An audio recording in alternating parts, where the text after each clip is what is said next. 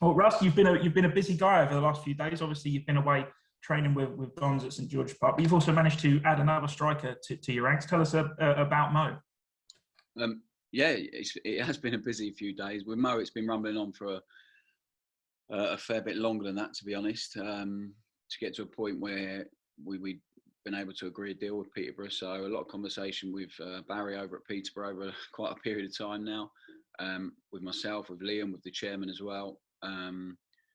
Yeah, so I have to thank Barry for his help in the deal. He's been excellent all the way through in terms of being honest and open. Obviously, I know Baz from a long time ago, as does Matt Gill, who played for him. So, yeah, it's been Mo. I think what's got it over the line and what's made it so appealing from the very start is Mo's willingness and desire to come and join us and to play for us. So he just said the game against them at our place last season was just stuck in his head, and he was on the bench that game, and he watched, and he said straight away, "I'd love to play for this team." So yeah, we've been able to get him, and January we had a try, and he wasn't.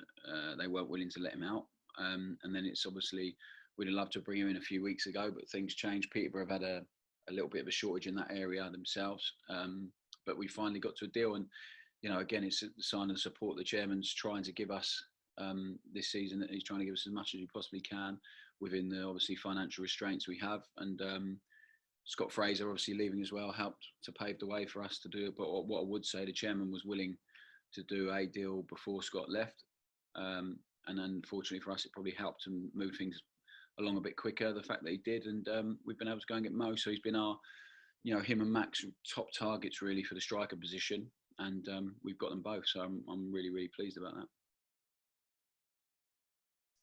Does that bring to an end your hunt for a striker, or is it going to be one of those cases where you wait till all the way to the deadline day and see what pops up, and if an opportunity arises, you jump on it? Yeah, I don't think we'll wait till deadline day and see what pops up. I think we have a few areas we still want to strengthen, and that will be dictated to by how we go over the next couple of weeks as well, of course. But yeah. We're open to a few positions, and we have clarity in what we want in those. So it's not just going to be a case of someone pops up. I think it would have to be someone who we are aware of and know what they can bring and know what they can do on and off the pitch. So yeah, we'll just have to wait and see on that. But what I would say is I'm so happy with what we have here now. The dynamic of the group, the way they train, the way they enjoy being together is incredible. I love watching that the group dynamic amongst the players, and yeah, we're really happy with what we got. If we can just add a little bit more depth with a few more, then be even happier.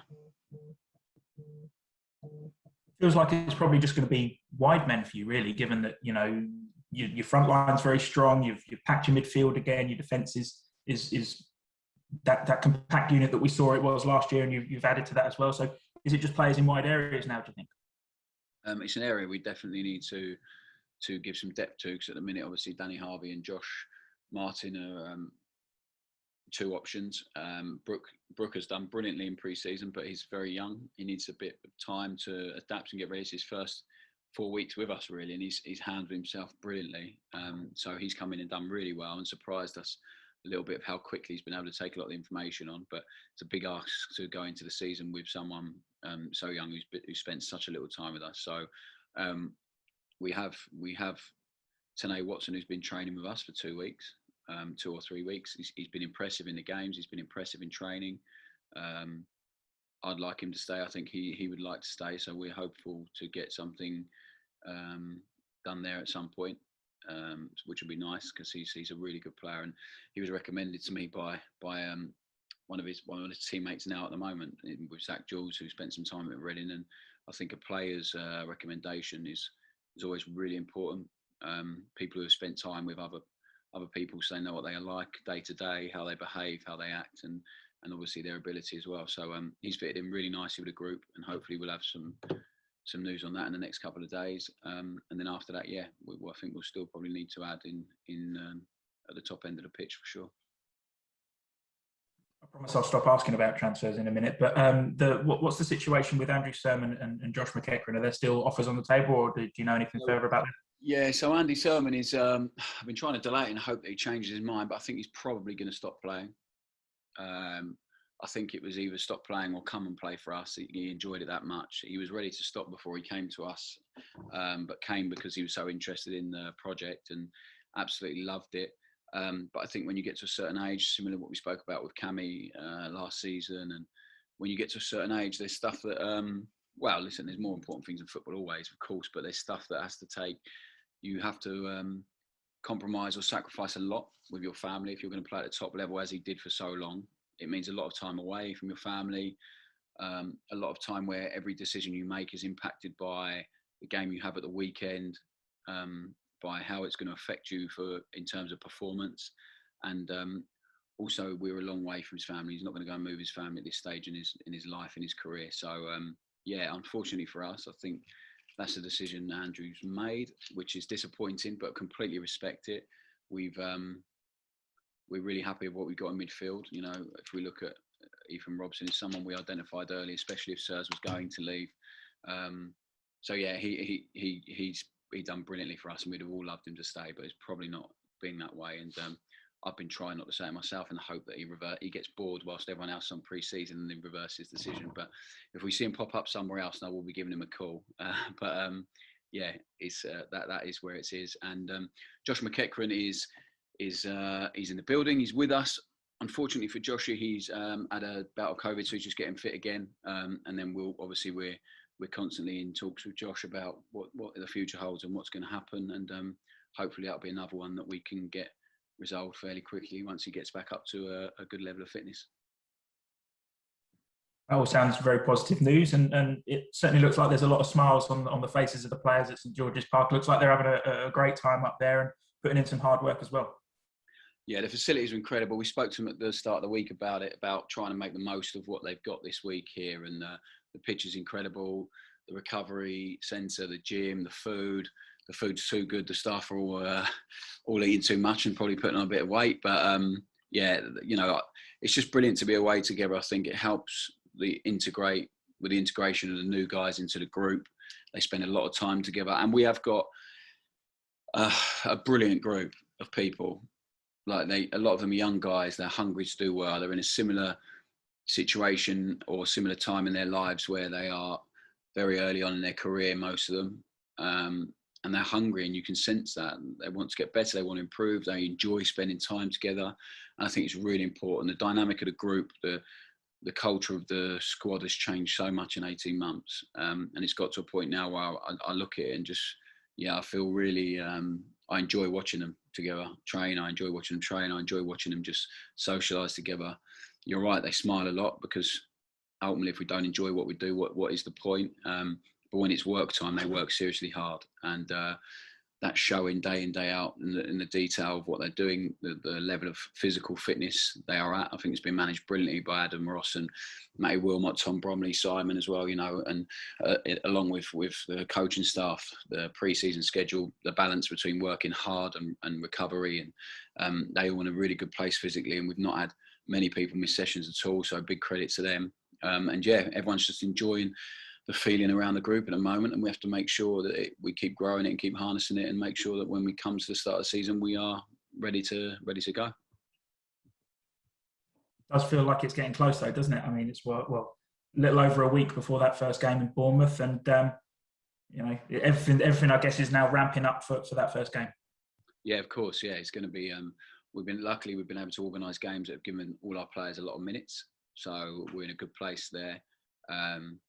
Training has been, we've had a lot of tactical detail from day one, really, as well as the physical load. So that will continue. We'll just keep layering that up and keep adding detail. And then there's no doubt over the next couple of games, because they're very tough, Bristol City and Tottenham, that we'll find a few other problems that we need to find solutions to.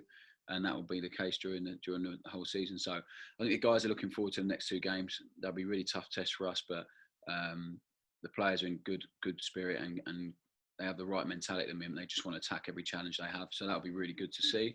And then you're right. I think they'll all slowly realise how close we are to the start of the season, and competition's really good and it's really healthy. And I think we're in a good place in terms of that. With 7 new faces in your squad, is it going to be hard to pick that starting 11 on the first day, or is it, you know, something that's already been formulating in your mind now? yeah, I think it's going to be hard to pick the starting 11 in every single game of the season. That's what you want. But the first day in particular, because there's been a couple of people who've surprised us with how quickly they've taken on information, how quickly they've settled in, how good they've looked in the performances so far. Not surprised us because that's why we signed them, but I think the speed of the transition has probably been a bit surprising, and positive surprise. So yeah, it's going to be really tough for me, and obviously I'll be asking the opinion of the coaching staff, and yeah, we'll get to a conclusion that we send a team out that we're really happy with. But genuinely, I think, you know, if you look at, we played 2 different teams yesterday, and the nicest thing for us was there was no difference in how it looked at all.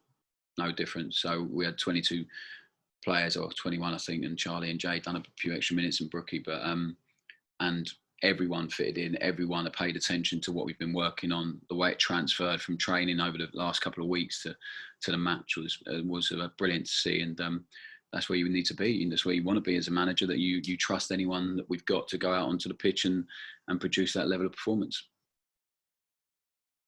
Does it give you a sense of pride when you speak to these new players and these players that you try and recruit, and they wax lyrical about MK Dons, and they speak about how desperate they are to come, and they, you know, oh, we played against you last season and you played us off the park. Does that give you a sense of pride in how your team has really come on? Yeah, I hope so. I hope it gives the players a sense of pride that people want to come and join and be a part of what they're doing, and they look at those guys and think they want to play with alongside them. So yeah, I love that. I think I just always think about when I was a player. I don't always think about when I was a player because that's long gone. But when I was a player, what sort of team would I wanted to play in? What sort of environment would I want to be in? How would I want to be managed? And everyone's different, but I think that's, as a manager, when you transition to that side of it, you try and create that, because it's, you know, it's, you learn from your own experience, and you take everything from your own career and try and obviously it molds you. It molds what you want to do, how you want to be. It certainly has with me, and I'm really proud of the environment we've got, not just the style of play, but I think other players will talk to the players we have here if they know them. Football's a really small world, and hopefully they would get a good endorsement for how we work, and obviously the style of play and how well some of the players have adapted to that, and how they do it is incredible. And they're getting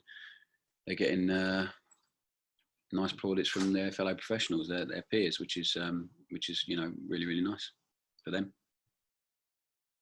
That's great. Cheers, Russ. No problems. Russ, you and the team have been away at St George's Park for the past week. How have you been enjoying working with those facilities and having some time away from, you know, every day-to-day situation with the team? Yeah, it's been amazing. The facilities help so much just to help create, you know, that environment that you want. Pitch is fantastic. Everything about it's been brilliant. It's been really helpful for the group, I think. It makes such a difference to have pitches of this quality, and we're hoping obviously our stadium pitch is like that this year after a lot of work during the summer. So that'll be brilliant. It'll make such an improvement. I think it was underestimated or taken for granted how well the players managed to do what we were asking them to do on such a poor pitch last season. It certainly didn't help us, and I don't want to keep harping on about it. It's not an excuse at all, but for what we appreciated, we never took for granted what those players were doing on a pitch that was really not very good, and it made it a lot tougher for us. And they just stuck with it, kept to it, never used it as an excuse, never blamed it. So that was incredible. So having this here this week has been massive for us, and showing us what a big difference that can make. And I think it's shown the players as well, and just everything else around it, the gym, just the whole place really. It's elite. It's top level. It's obviously the home of the England team, the national team, and you can see why. And I came here a lot. I came here a lot of times as a player in pre-season at Norwich, and I loved it as a player to be in this environment, these facilities, and I think hopefully, obviously, influence the decision we made to come here, and hopefully the players have enjoyed it as much as we have as a staff so far. Speaking to a couple of players previously about how pre-season's been going, a lot of the talk has been about how they've had so much of the ball at their feet from the get-go. It must be quite positive to hear them talk in such a good way about how pre-season's been going. I hope so, but I hope that would make sense as well. They're footballers and not runners, so I hope that having the ball at their feet is not too much of a surprise during pre-season. But I think it's I think it's long gone those days where you don't see the ball for 2 weeks and you just run and you try and lose weight that you put on over the summer. Everyone came back in really good shape. But yeah, you want them to enjoy it. And I've said to a few this week, I miss, I get a bit jealous seeing them at the end of a session, at the end of a week. And I know how they're feeling. They're feeling tired, but they're feeling brilliant. They're feeling absolutely knackered. Their bodies are spent. But when you get home and sit down on the sofa and chill out, you feel great because you know you are as fit as you'll ever be, or you're working towards peak fitness.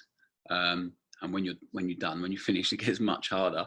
So I'm quite envious of that, but I've enjoyed watching him go through that battle as well. I joined in a few runs early on, but my back's knackered, so I've had to calm that down. But yeah, I love watching them attack their work and enjoy it. So yeah, hopefully they continue to do that and enjoy each other's company and enjoy what we do. Already played in a few friendlies so far, but a really big one coming up next week, Stadium MK against Tottenham. Fans coming back. You must be excited about that. Yeah, I'm excited because I think regardless of the opposition, I'm excited we're going to have fans back in the stadium. It's going to be a good crowd. I went to watch a game last night where there was a crowd and it felt really nice, actually. Strange, but really nice. And hopefully we can get used to that and get back to that and enjoy that for the rest of the season. But it's going to be big for some of our players because some of them haven't played in front of a crowd still. That's another hurdle some of them are going to have to overcome and try and enjoy. And hopefully, our players will be in a position where they can go and enjoy it, but also put in a performance that shows what we're about and what we want to be, and they can look at and be proud of.